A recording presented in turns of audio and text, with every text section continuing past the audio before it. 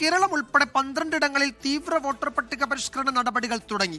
തീവ്ര വോട്ടർ പട്ടിക പരിഷ്കരണത്തിന്റെ ഭാഗമായി പശ്ചിമ ബംഗാളിൽ നിന്ന് സംസ്ഥാന തെരഞ്ഞെടുപ്പ് ഓഫീസർ സർവകക്ഷി യോഗം വിളിച്ചു. SIR പ്രഖ്യാപിച്ചതിന് പിന്നാലെ ബംഗാളിൽ സർക്കാർ ഉദ്യോഗസ്ഥർക്ക് കൂട്ട സ്ഥലമാറ്റം നൽകിയത് വൻ വിവാദത്തിനിട നൽകി.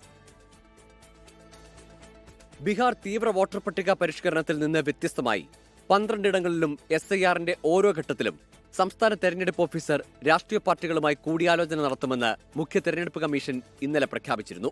ഇതിന്റെ ഭാഗമായാണ് പശ്ചിമബംഗാൾ തെരഞ്ഞെടുപ്പ് ഓഫീസർ സർവകക്ഷി യോഗം വിളിച്ചത്. വൈകിട്ട് 4-നാണ് യോഗം. അതേസമയം SIR പ്രഖ്യാപിച്ചതിന് പിന്നാലെ സർക്കാർ ഉദ്യോഗസ്ഥർക്ക് കൂട്ട സ്ഥലം മാറ്റം നൽകിയത് വിവാദമായി.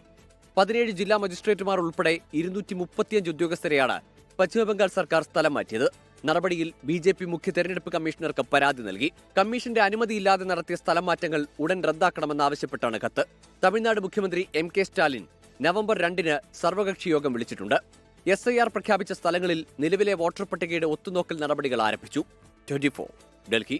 ലോകത്തെവിടെയായാലും ഏത് സമയത്തും 24 വാർത്തകളും ഓഗ്മെന്റഡ് റിയാലിറ്റി പാക്കേജുകളും എക്സ്പ്ലെയിനറുകളും വിശദമായി കാണാൻ ഞങ്ങളുടെ YouTube ചാനൽ നിങ്ങൾക്ക് സബ്സ്ക്രൈബ് ചെയ്യാം.